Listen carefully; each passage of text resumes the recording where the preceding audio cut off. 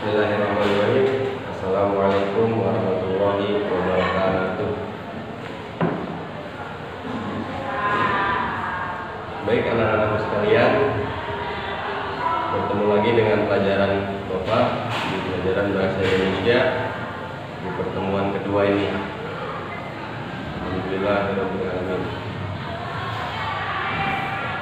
Sebelum kita mulai pembelajaran pada kali ini, seperti biasa, alangkah baiknya kita mulai pembelajaran pada kali ini dengan membaca Al-Basmalah. Bismillahirrahmanirrahim. Seperti pertemuan pertama di minggu lalu,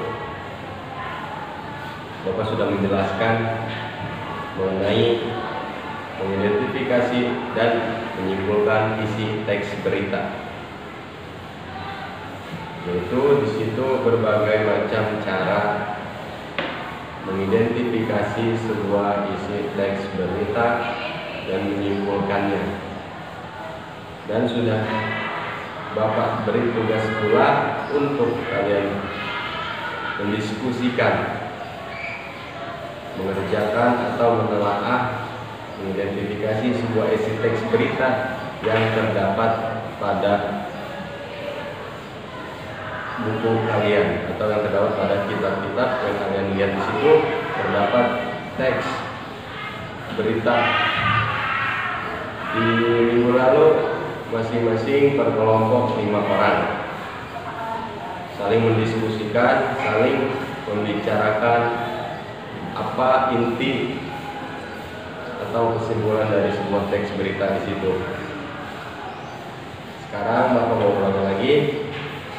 Kalian bentuk kelompok seperti pertemuan yang pertama, 5 orang, dan mendiskusikan ulang. Setelah itu kalian saling menukar hasil pembelajaran atau hasil mengidentifikasi kalian mengenai teks berita tersebut. Silakan dimulai dari sekarang untuk merapikan kursi-kursi atau merapikan tempat duduk kalian pada kelompok.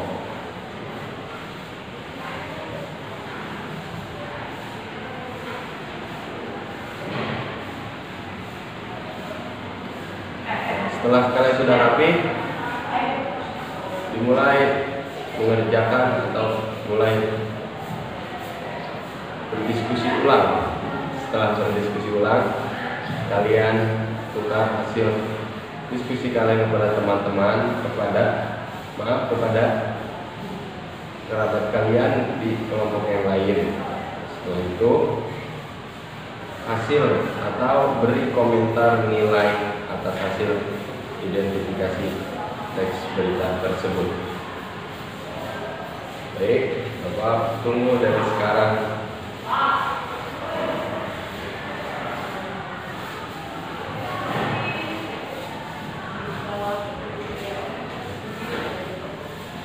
Baik, sudah selesai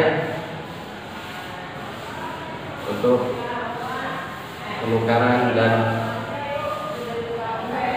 penelitian atas teks berita yang kalian baca tadi. Saatnya untuk saudara Iqbal, silakan baca di tempat, lalu simpulkan apa yang baca kesimpulan yang kalian tulis, yang kalian buat dalam diskusi kelompok kalian.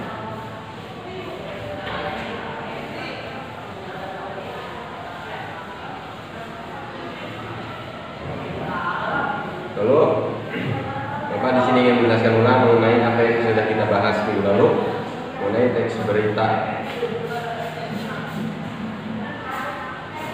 Mungkin untuk pertemuan minggu ini, minggu kedua ini, hanya mengulang dari pembelajaran yang di pertemuan awal mengenai teks berita, dari unsur-unsurnya, pembuatannya, strukturnya, cara penelitiannya. Itu. Untuk tugas yang minggu lalu itu atau tugas kelompok saat ini ialah menyimpulkan atau mengidentifikasi sebuah teks berita yang terdapat pada kita. Yang pertama, Ustadz bacakan di sini.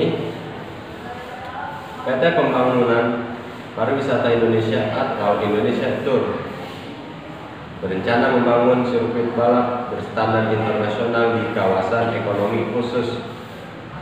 Direktur Utama ITDC, Abdurrahman M. Mansur, mengatakan telah bertemu dengan desainer, pengembang, dan operator motor GP untuk membicarakan rencana pembangunan sirkuit balap berstandar internasional.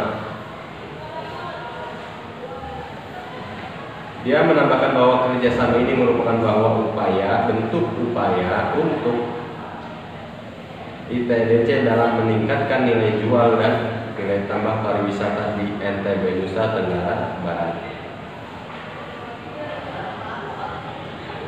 Lalu khususnya Mandalika, perjanjian kerjasama ini yang telah kami tanda tangani merupakan bukti keseriusan dan komitmen kami dalam mendorong percepatan pembangunan KEK pariwisata Mandalika, ujarnya Ahmad. Dia berharap Mandalika segera beroperasi sehingga target terbentuk 10 desainer unggulan baru serta kunjungan 20 juta wisata asing ke Indonesia pada tahun 2019 sesuai dengan arahan Presiden dan Kementerian BUMN dapat terwujud. Itu dia tadi yang Bapak baca teks berita yang terdapat pada kita. Mungkin kesimpulan dari pembelajaran pertemuan minggu kedua ini kita, ya, cara mengidentifikasi atau sama seperti sebelumnya yang telah kita pelajari, mengidentifikasi isi teks berita dan menyimpulkannya. Lalu berita juga merupakan sebuah bentuk khayalan yang baru, halayak yang peristiwa yang pernah terjadi atau yang telah lama terjadi, yang sudah terjadi atau yang baru saja terjadi, seperti itu. Dan Ustaz ulang lagi, Bapak Ustaz ulang lagi, Bapak ulang sekali lagi. Sambil kalian berdiskusi kelompok atau guru dengan kelompok kalian simak penjelasan di sini mengenai bab 1 ini, yaitu berita itu memiliki ciri-ciri yang tertentu. Ada empat ciri-cirinya. Yang pertama menarik, yang kedua aktual, yang ketiga faktual, yang keempat adalah jelas. Dan dari keempat itu ciri-ciri berita. Sebuah berita tidak dinyatakan berita jika tidak memiliki ciri-ciri tersebut. Seperti itu. Begitupun ada unsurnya. Yang tadi Bapak jelaskan ialah ciri-cirinya. Nah, sekarang unsur-unsurnya yang terdapat dalam berita di sini. Cara membuat berita yaitu ada unsur 5W1H. Berita pun harus berunsur 5W1H. Itu yang dalam artian bahasa Indonesia adalah kalimat tanya. Yang pertama adalah apa, siapa, kapan, di mana, mengapa, bagaimana, seperti itu. Nah, unsur 6 ini harus terdapat pada dalam teks sebuah berita. Seperti contohnya dari kalimat apa yang terjadi atau peristiwa apa yang kerap terjadi di belakangan ini, seperti itu. Lalu siapa? Contoh dari kalimat siapa di sini, siapa korban atau siapa pelaku